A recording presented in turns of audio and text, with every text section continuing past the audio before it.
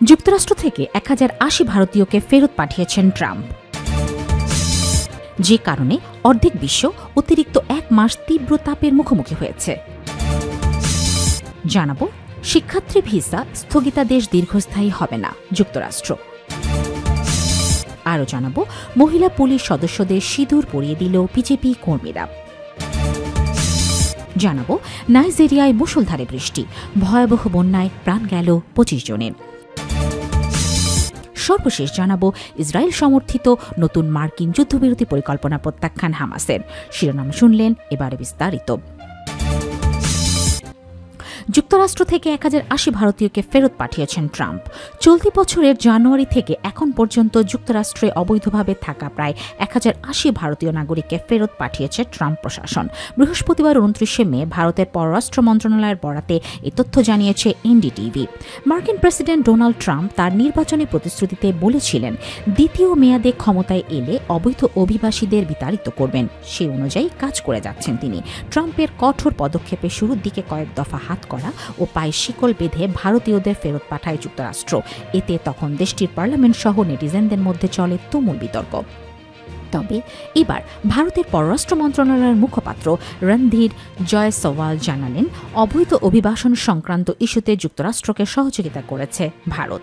রণধীর বলেন, অবৈধভাবে যুক্তরাষ্ট্রে অবস্থান করা অথবা অবৈধ উপায়ে সেখানে প্রবেশ করা ভারতীয়দের দেশে ফিরিয়ে আনার বিষয়ে ভারত ও যুক্তরাষ্ট্রের মধ্যে ঘনিষ্ঠ সহযোগিতা রয়েছে। যুক্তরাষ্ট্র সরকার থেকে তাদের বিস্তারিত তথ্য পাওয়ার পর আমরা তাদের ফিরিয়ে আনি। তিনি আরও জানান, 2025 সালের জানুয়ারি থেকে প্রায় 1080 জন ভারতীয় যুক্তরাষ্ট্র থেকে দেশে ফিরেছেন। এদের মধ্যে প্রায় 62% বাণিজ্যিক ফ্লাইটে ফিরেছেন। এদিকে যুক্তরাষ্ট্রের ট্রাম্প প্রশাসন ও হার্ভার্ড বিশ্ববিদ্যালয়কে ঘিরে চলমান বিতর্ক নিয়েও পররাষ্ট্র মন্ত্রণালয়ের অবস্থান স্পষ্ট করেছেন জয়সওয়াল, যে কারণে অর্ধেক বিশ্ব অতিরিক্ত 1 মাস তীব্র তাপের মুখোমুখি হয়েছে। মানবসৃষ্ট জলবায়ু পরিবর্তনের কারণে বিশ্বের প্রায় অর্ধেক জনগোষ্ঠীকে গত 1 বছরে অতিরিক্ত 1 মাসেরও বেশি তীব্র তাপপ্রবাহের মধ্যে থাকতে হয়েছে। এমন চাঞ্চল্যকর তথ্য সামনে এসেছে এক নতুন বৈজ্ঞানিক গবেষণা। শুক্রবার প্রকাশিত এই গবেষণায় বলা হয়েছে, জীবাশ্ম জ্বালানি পোড়ানোর কারণে প্রতিটি মহাদেশে মানুষের স্বাস্থ্য ও সুস্থতা মারাত্মকভাবে ক্ষতিগ্রস্ত হচ্ছে। বিশেষ করে উন্নয়নশীল দেশগুলোর ক্ষেত্রে এই প্রভাব উপেক্ষিত থেকে যাচ্ছে। লন্ডনের ইম্পেরিয়াল কলেজের জলবায়ু বিজ্ঞানী ও গবেষণার সহলেখক ফ্রেডেরিকে অটো বলেন, প্রতি ব্যারেল তেল পোড়ানো, প্রতি টন কার্বন ডাইঅক্সাইড নিঃসরণ ও প্রতিটি ডিগ্রি উষ্ণতা বৃদ্ধির সঙ্গে সঙ্গে তাপপ্রবাহ আরও বেশি মানুষকে আঘাত করবে।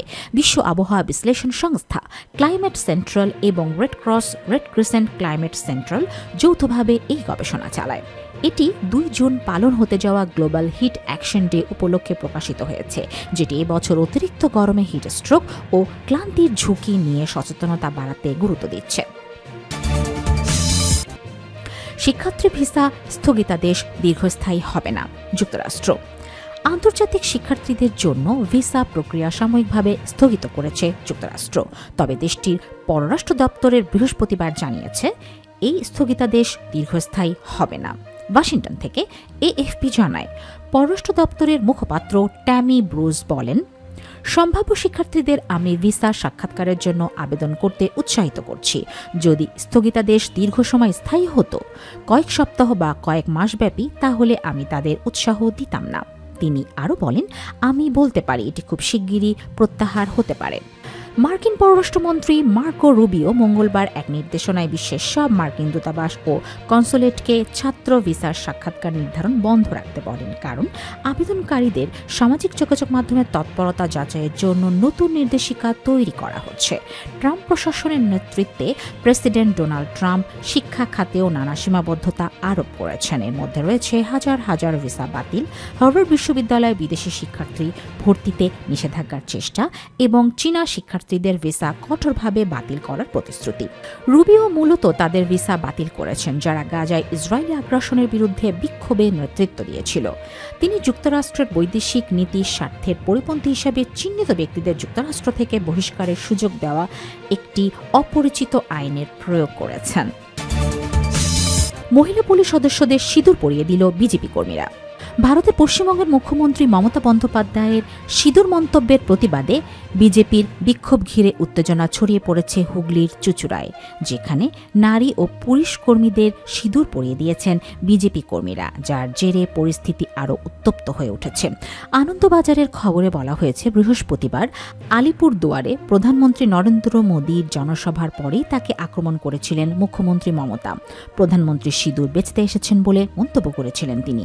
তার সেই মন্তব্যের প্রতিবাদে শুক্রবার চুঁচুড়ায় পিপুল পাতি পাঁচমাথা মোড়ে রাস্তা অবরোধ করে বিক্ষোভ দেখায় বিজেপি। ওই বিক্ষোভ নিয়ন্ত্রণ করতে গেলে পুলিশের সঙ্গে ঝামেলায় জড়ান বিজেপির নারী কর্মীরা। পুলিশ তাদের রাস্তা থেকে সরানোর চেষ্টা করে। সেই সময় নারী পুলিশ কর্মীদের কপালে সিঁদুর পরিয়ে দেন বিজেপির নারী কর্মীরা। পুলিশ কর্মীরা বলেন, আমরা এখানে ডিউটি করতে এসেছি, জোর করে সিঁদুর পরিয়ে দিল। যদিও বিজেপির দাবি, নারী পুলিশ কর্মীরা নিজে থেকেই সিঁদুর পরেছেন। নিরূপা চক্রবর্তী নামে এক বিজেপি কর্মী বলেন, সিঁদুর আমাদের অহংকার, আমি নিজে সিঁদুর পরব।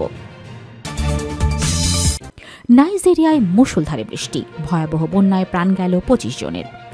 নাইজেরিয়ার মধ্যাঞ্চলের মোকওয়া শহরে মুষলধারে বৃষ্টির পর সৃষ্ট বন্যায় অন্তত 25 জনের মৃত্যু হয়েছে। নিখোঁজ হয়েছেন আরও 10 জন। বৃহস্পতিবার জরুরি পরিষেবা সংস্থাগুলো এই তথ্য জানিয়েছে। উদ্ধারকারীরা এখনও নিখোঁজ ব্যক্তিদের খুঁজে চলেছেন। নাইজর রাজ্যের জরুরি ব্যবস্থাপনা সংস্থার মহাপরিচালক আবদুল্লাহি বাবা আরাহ জানান, তীব্র স্রোতের পানি 50টিরও বেশি আবাসিক ঘর ও সেগুলোর বাসিন্দাদের ভাসিয়ে নিয়ে গেছে। উদ্ধারকারীরা এবং স্বেচ্ছাসেবীরা এখনও নিখোঁজদের খোঁজে কাজ করে চলেছেন। এই সময় এক নারী ও তার 2 সন্তানকে উদ্ধার করা হয়েছে। তারা বর্তমানে হাসপাতালে চিকিৎসাধীন রয়েছেন। প্রতি বছর মে থেকে সেপ্টেম্বর মাস পর্যন্ত নাইজেরিয়ায় বর্ষাকালে বন্যা দেখা দেয়। এসব বন্যার মূল কারণ হিসাবে উল্লেখ করা হয়েছে অপর্যাপ্ত ড্রেনেজ ব্যবস্থা, জলপথের উপর গৃহ নির্মাণ এবং নালা ও আবর্জনা ফেলা। নাইজেরিয়ান আবহাওয়া সংস্থা ইতোমধ্যেই বুধবার থেকে শুক্রবার পর্যন্ত সময় নাইজেরিয়ার 36টি রাজ্যের মধ্যে 15টিতে আকস্মিক বন্যার সম্ভাবনার বিষয়ে সতর্ক করেছিল। ইসরায়েল সমর্থিত নতুন মার্কিন যুদ্ধবিরতি পরিকল্পনা প্রত্যাখ্যান হামাসের। যুক্তরাষ্ট্রের নতুন যুদ্ধবিরতি ও জিম্মি মুক্তির প্রস্তাব প্রত্যাখ্যান করেছে হামাস। গোষ্ঠীটির এক শীর্ষ কর্মকর্তা কথা জানিয়েছেন। গতকাল বৃহস্পতিবার 30 মে বিবিসিকে দেয়া এক সাক্ষাৎকারে তিনি জানান, প্রস্তাবটি হামাসের মূল দাবিগুলো পূরণ করেনি, যার মধ্যে রয়েছে যুদ্ধের সম্পূর্ণ অবসান ও মানবিক সহায়তা পুনর্বহাল। ইসরায়েল প্রস্তাবে সম্মতি দিলেও হামাস অসন্তুষ্ট। হোয়াইট হাউস জানিয়েছে, যুক্তরাষ্ট্রের বিশেষ দূত স্টিভ উইটকফের প্রস্তাবে ইসরায়েল সম্মতি দিয়েছে এবং এখন হামাসের আনুষ্ঠানিক জবাবের অপেক্ষায় রয়েছে। ইসরায়েলি সংবাদ মাধ্যমগুলো জানায়, প্রস্তাব অনুযায়ী হামাস 2 ধাপে 10 জন জীবিত জিম্মি ও 18 জন মৃতদেহ ফিরিয়ে দেবে। বিনিময়ে ইসরায়েল 60 দিনের জন্য যুদ্ধবিরতি দেবে এবং কারাবন্দী ফিলিস্তিনিদের মুক্তি দেবে। তবে হামাসের এক কর্মকর্তা বলেন, এই প্রস্তাবে যুদ্ধ শেষ করার কোনো নিশ্চয়তা নেই, বরং আগের আলোচনার ধারাবাহিকতাও ভাঙা হয়েছে, এটি গ্রহণযোগ্য নয়। তিনি আরও জানান, হামাস মধ্যস্থতাকারীদের সঙ্গে যোগাযোগ চালিয়ে যাবে এবং শিগগিরই লিখিত প্রতিক্রিয়া দেবে। ইসরায়েলের প্রধানমন্ত্রী বেনিয়ামিন নেতানিয়াহু বৃহস্পতিবার এক বৈঠকে জিম্মিদের পরিবারকে জানান, তিনি উইটকফের প্রস্তাব গ্রহণ করেছেন। তবে তিনি আশঙ্কা প্রকাশ করছেন, হামাস শেষ জিম্মিকেও মুক্তি দেবে না, আর আমরা গাজা ত্যাগ করব না যতক্ষণ না সবাইকে ফিরিয়ে আনা হয়। তার সদর দপ্তর পরে জানায়, বৈঠকে এক সাংবাদিকদের গোপনে রেকর্ডিংয়ের চেষ্টা করা হয়েছিল। যদিও নেতানিয়াহু প্রস্তাব গ্রহণ করেছেন কিনা সে বিষয়ে কোনো আনুষ্ঠানিক অস্বীকৃতি দেয়নি।